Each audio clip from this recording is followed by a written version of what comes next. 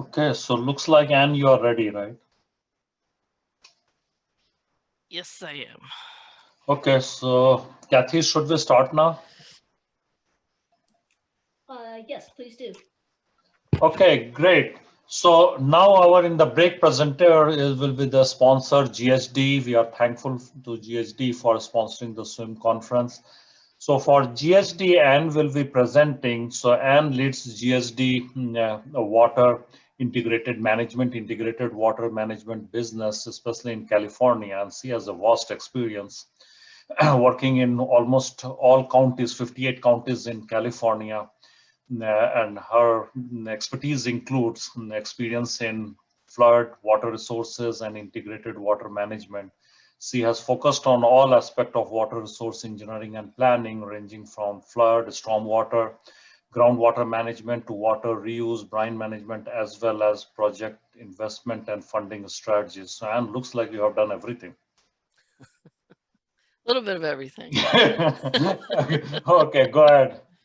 So I'm going to talk today a little bit on adaptive pathways planning. So first, I wanted to say that we're really excited to be longtime collaborators with Virginia Tech, the Swim, and the Smart One Water Conference, and we're really pleased to be a sponsor.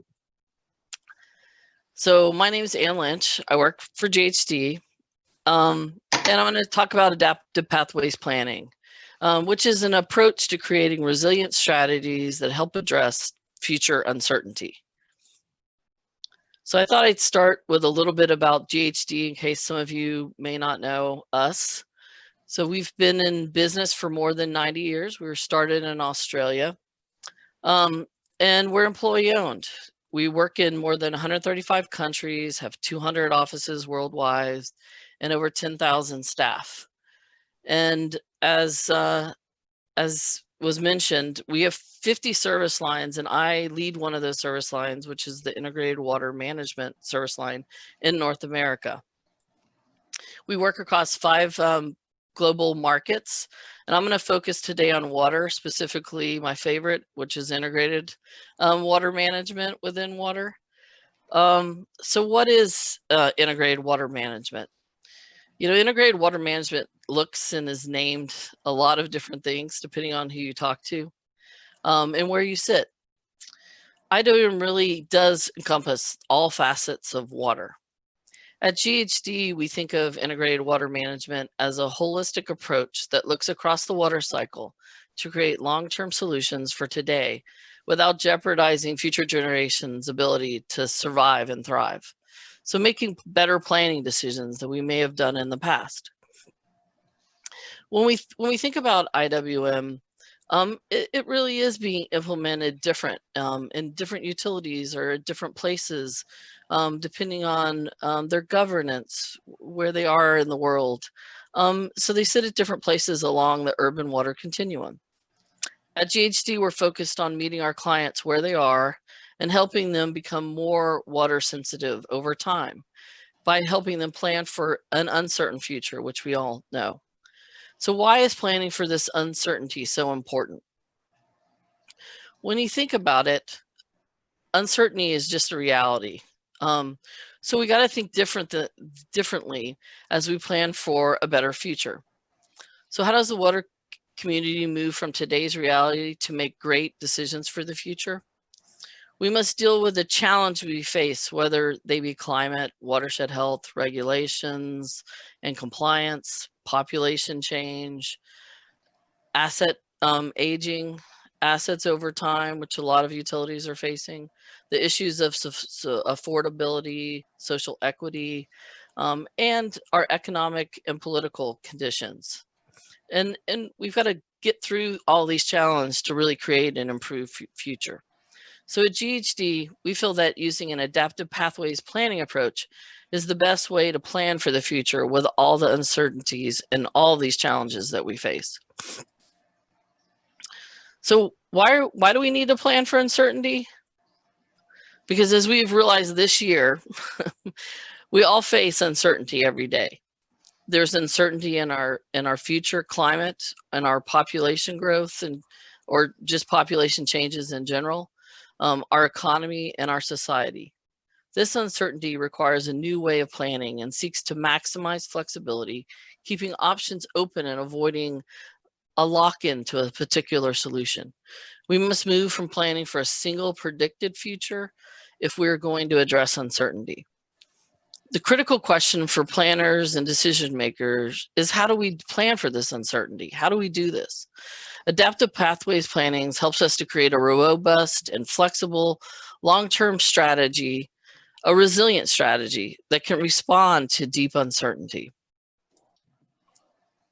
So, when we talk about uncertainty, here's a familiar example. This is a population projection for Greater Melbourne. So initially, when the population projection was done in the early 2000s, it had a low-high projection for the year 2030. But as we moved out just 15 years, we were already at that population.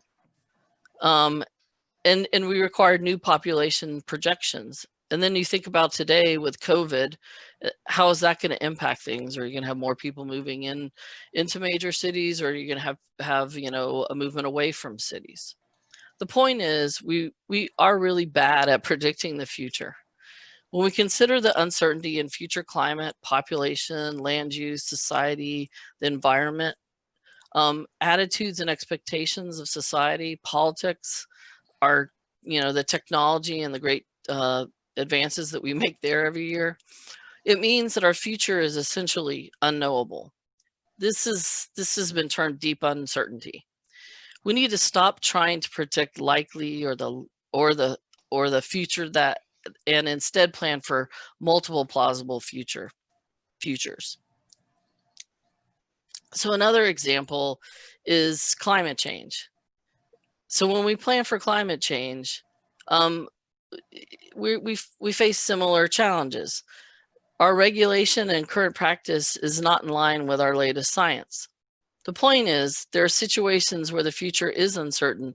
So a traditional planning approach where we assume a population of X and that the climate is Y and other external factors are fixed has some fundamental flaws. The hardest part, and this is where we've been working on in Melbourne Water, is how do you plan when there is this fundamental uncertainty? GHD has prepared the adaptive planning guidelines to start to address this uncertainty. So there's a couple things I'll say about adaptive pathways and why we use them. We chose this because it's usable and practical in real world planning. We wanted to demystify adaptive planning and resiliency planning. We didn't invent it. We synthesized existing guidance and case studies, a lot of academic literature or planning that was focused on a narrow field. It made it usable for Melbourne Water across their whole agency. And it can be used for the water planning sector in general. It is an approach that is used in the UK and in the Netherlands, particularly in flood management and water resource planning, and its use is expanding. It was developed in conjunction with an expert from the UK, Tim Reeder, who led the development of this approach for London's 100-year flood management plan along the Thames Tideway. Adaptive pathway planning is a framework comprised of 12 steps supported by guidance at each step. This was intended to be non-prescriptive. It asks us to think about triggers, shocks, and tipping points, and envision different paths forward. It is particularly suited to planning where uncertainty in assumptions is unavoidable, and is most suitable where we need to embrace uncertainty and tailor our strategies to be flexible.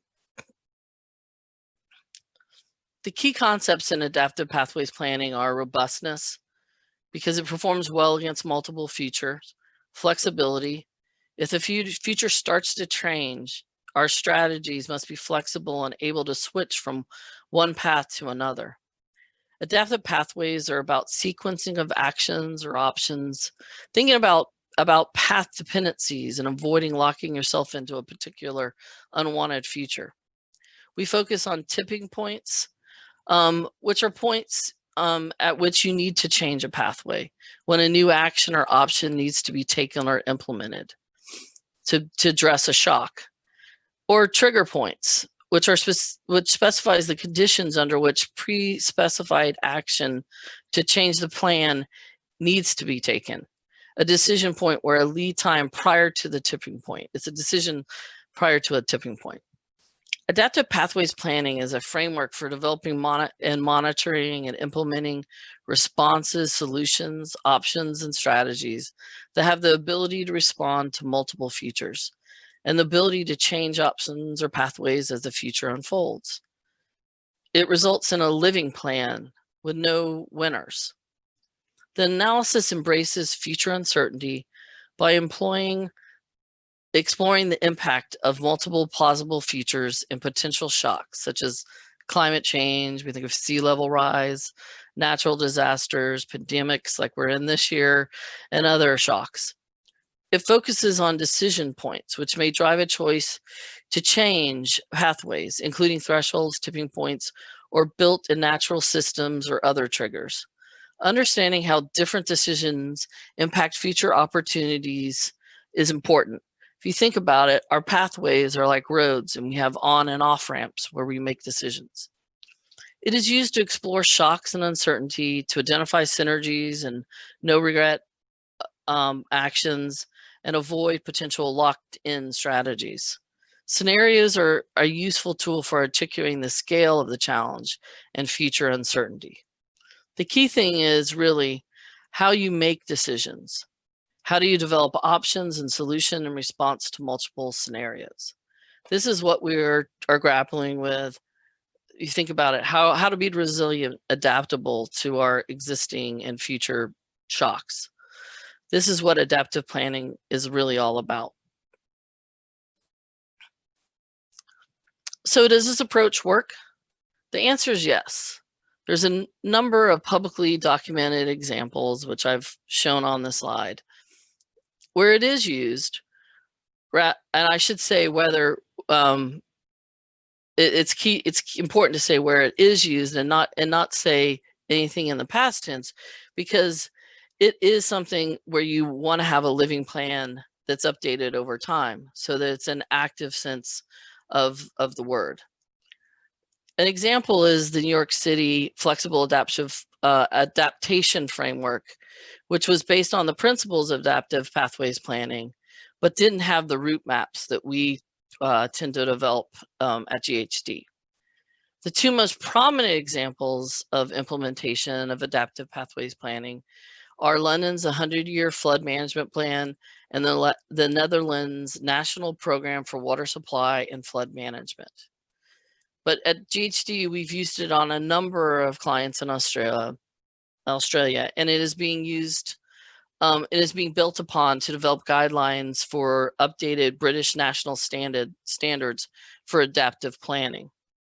So when you think about it, these are all examples where we've had to think beyond one solution for the future. So that's kind of a taste of what adaptive planning is. If you've got any questions, please feel free to reach out to me. And I wanted to cheat a little bit, Sunil, and to plug my colleague, Shashank, who's going to be presenting tomorrow on digitally enabled IWM during the morning session. So. Right. Yeah, we have a couple of minutes. If somebody has any quick question, comments, you can unmute or use chat function.